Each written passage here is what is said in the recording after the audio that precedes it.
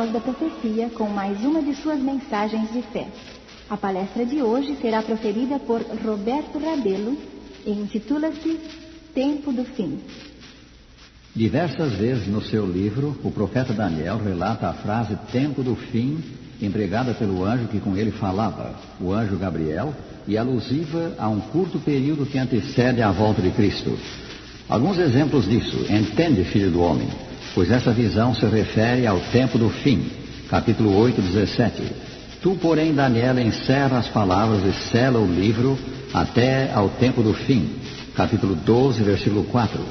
Vai, Daniel, porque essas palavras estão encerradas e seladas até ao tempo do fim.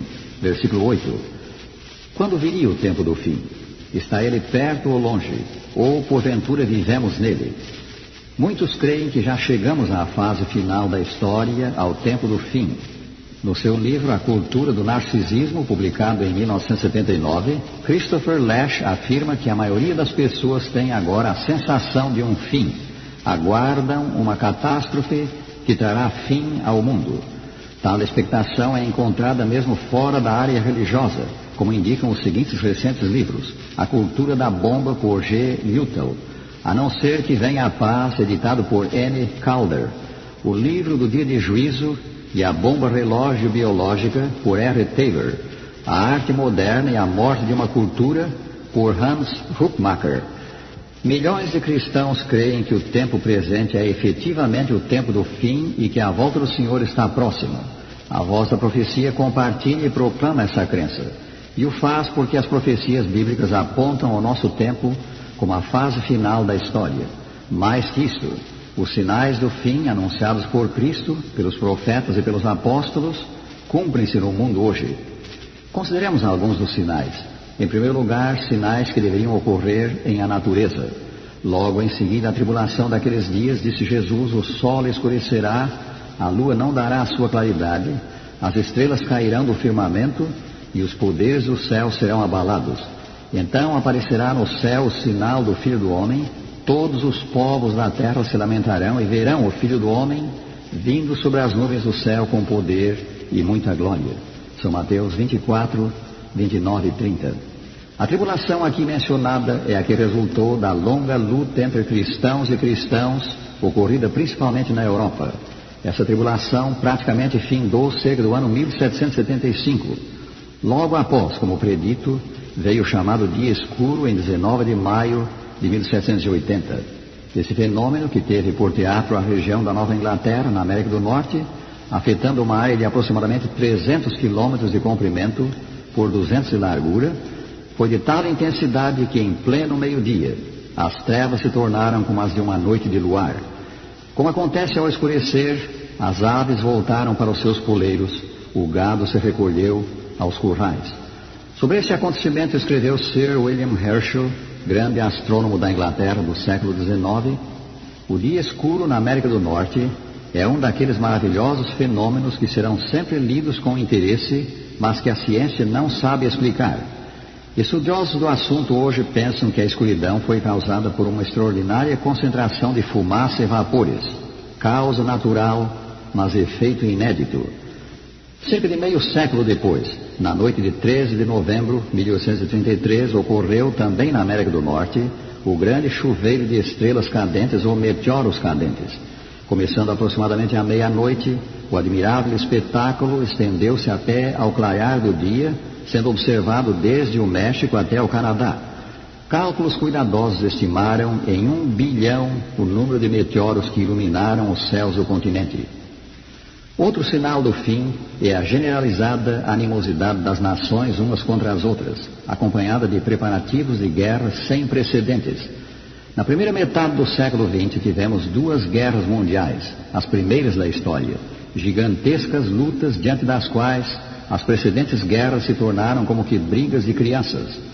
Os 2 conflitos, segundo a Enciclopédia Britânica, custaram a vida a 27 milhões de soldados e 53 milhões de civis, sem falar nos milhões de feridos e milhões de mortos vitimados por epidemias e fomes que essas guerras provocaram. O custo em dinheiro elevou-se a 1 trilhão 686 bilhões de dólares. E que vemos hoje?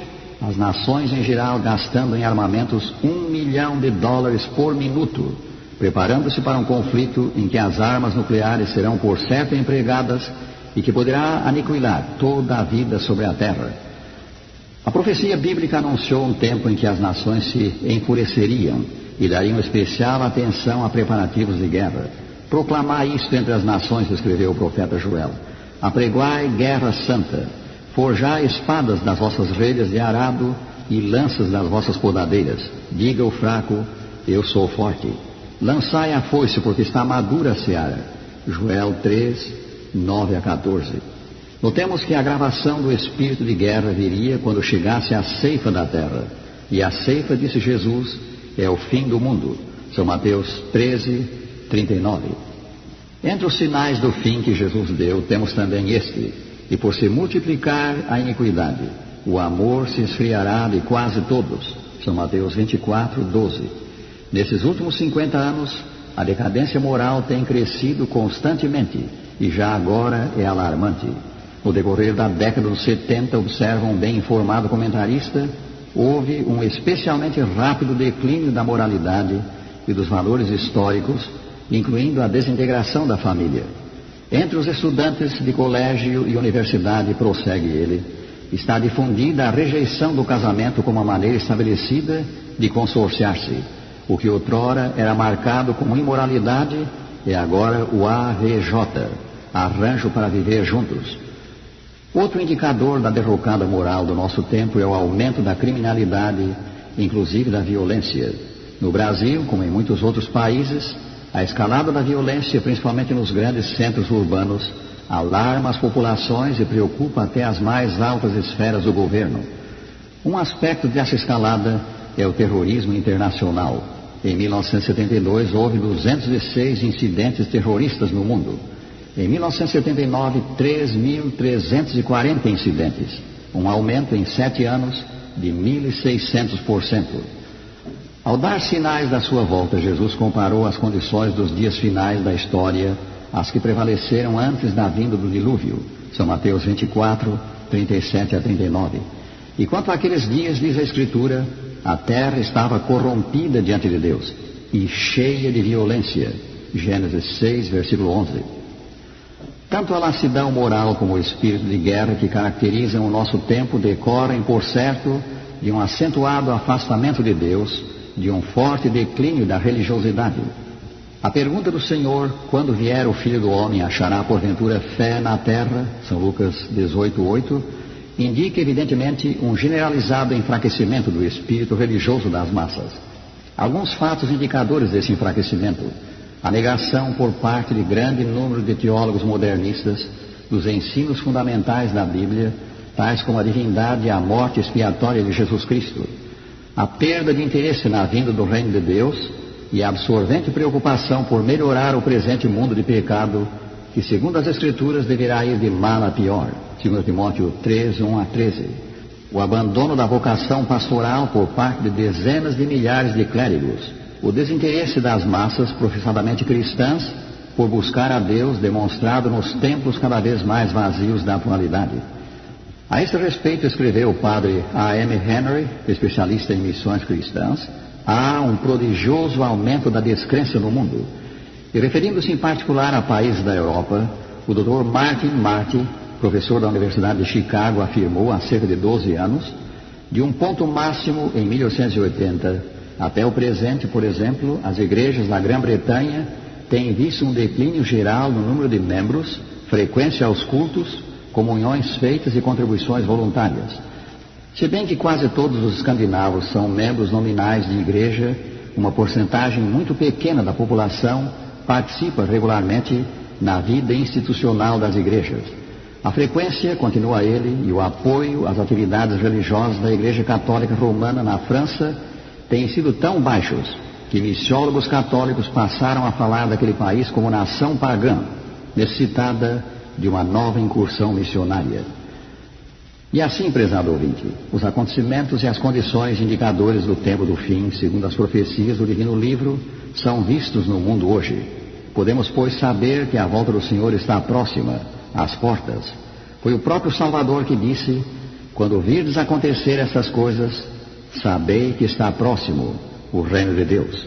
São Lucas 21, 31. Esta convicção, o nosso quarteto expressa em cântico.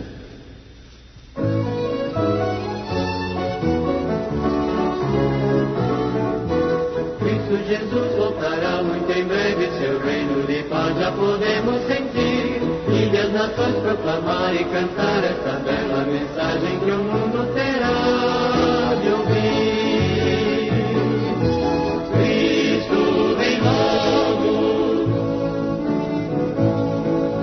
Cristo vem logo, Cristo está voltando, Cristo está voltando, Cristo em breve retorna, seu reino de paz já podemos sentir. Nova esperança ele dará, paz e justiça vai restaurar. Um reino forte, um reino eterno precisa ver, um novo dia vai surgir. Cristo Jesus voltará muito em breve, seu reino de paz já podemos sentir. E as nações proclamar e cantar esta bela mensagem que o mundo terá de ouvir. Cristo vem logo, Cristo vem logo, outra vez.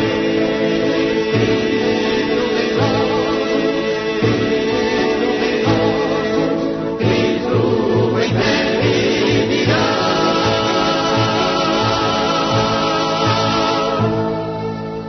Terminamos deixando com os que nos ouvem aquela promessa do Sagrado Livro tão apropriada aos perigosos tempos em que vivemos.